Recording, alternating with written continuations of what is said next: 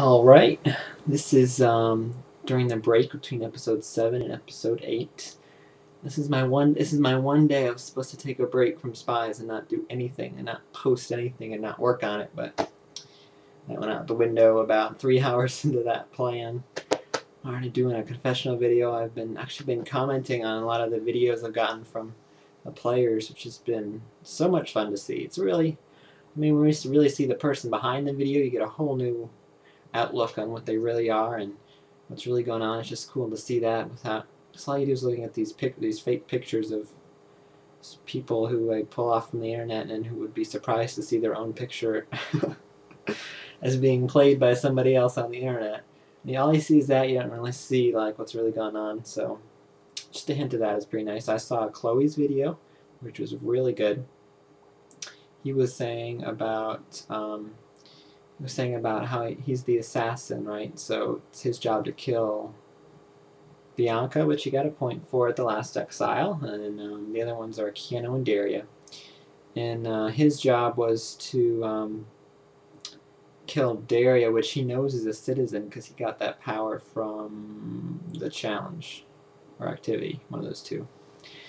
So okay, so anyway, what he was going to do is a sort of a last-ditch effort. He was going to go to somebody and tell them his whole role and try to make a deal with them. The idea is he wants to make a deal with the spy. He gets his targets either imprisoned or he maybe helps them exile. I don't know how that would work, but he gets his points, and then when he leaves the game as a result of winning, then the spies would get the bonus of Chloe being gone as well. I don't know how that's going to work out. It would require a spy to admit they're a spy to Chloe, which I don't really think any of them would do. They're all pretty guarded about that. And it also require Chloe finding a spy. Chloe wants to go to Anton with it, who is not a spy, so that's not going to work. Oh, I don't know who you'd pick. It'd be kind of weird. But yeah, if you want to do that, you probably should do that, because here's the latest. This is like up-to-the-minute information, spies information. I just posted the next imprisonment thread in Spy HQ, and Vladimir posted that they want Chloe gone. Eek! That's no good. I don't want Chloe gone. So you better do that soon, Chloe. You better act strong. I don't think Chloe's gonna do it though. The person isn't. I mean, you can't win with me. I either say you're too aggressive, you're saying too much, or you're too passive. I never ever say you're right in the middle. You can't ever win. Like with these games, each Spies game, somehow, I don't know if this is how it actually feels, or maybe just me how I feel. Every game, I either feel like all the spies are lined up in a row, and it's just like a matter of time before they get knocked off, or I feel like none of the spies have no one's ever going to catch them, you know. No one suspects them, no one's going to be able to vote them out with the majority, and it's just a whole bunch of dumb citizens that are lined up to go. I never ever feel like it's right in the middle, like it could go either way. Maybe I felt that like a few episodes ago, so maybe that's not true. But like I feel that right now, like there's like 4 to 6 citizens lined up to go, and it's never like a citizen versus spy that's close and like you can sway it. Like maybe once a game it actually lines up like that. Why doesn't it line up more like that? It's kind of weird. I don't know.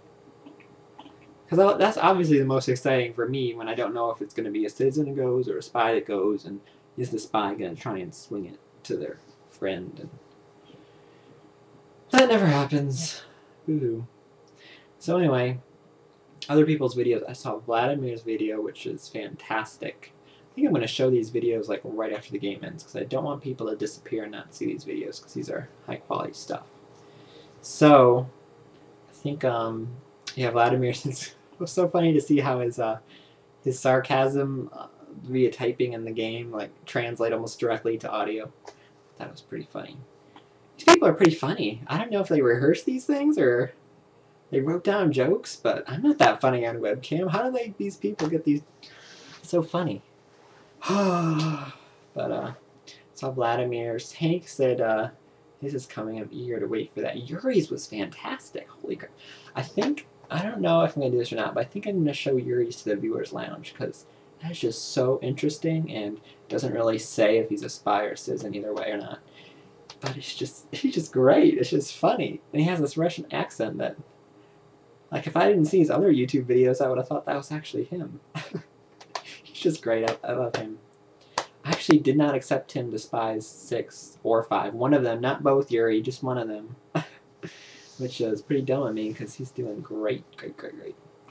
Other videos or audio. I saw Anton's, which was fantastic.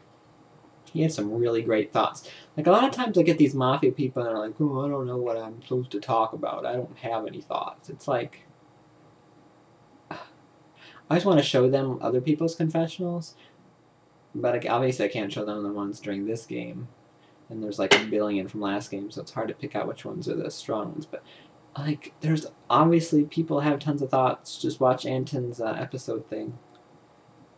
That's all very, very good thoughts. So people tell me they don't have thoughts. I'm like, I know. Normal Mafia games don't do that like this. Normal Mafia games are boring and dull and full of nerds. So maybe that's the problem. So I think those are all the videos I've seen so far. Eager to see some more. Bianca got voted out with 4 votes. Now, 4 was tied for the most. So I don't really feel bad when someone's already had the tied for the most and then the penalty gets them. And the other people's votes, the penalty votes were there, but they also had the plurality anyway. So don't really feel bad about them either. But still lame, still dumb how these people, it's with these people. It's not like if I could give them more time and what can I do? I mean, obviously people are saying, why did you cast these people? Well, Bianca maybe I shouldn't have cast because, well, Bianca didn't reply to the email until like 2 days before the game began. He had a really good application. And he said he had hours to play, okay? But, I mean, just because you don't check your email, that means you're going to be inactive now. That doesn't mean anything. And there's so many people I think are not going to be very good, and they turn out to be my favorites, and so I would end up not picking them. And there's so many people who, like Izzy and, well, maybe Jade's not a good one, but Izzy, I mean, I don't even want to get into that, but he was probably one of the most excited people out of the whole ones, and so you never can predict. Maybe I should be a little bit more aggressive with replacing them. Maybe. I mean, I could, like, cut them off, not give them a chance to respond, because I have to give them, like, 2 or 3 days to respond to my, are you going to play or not thing. Maybe I could just go, bye. It could just be like that, and not give them a chance to respond. I don't know.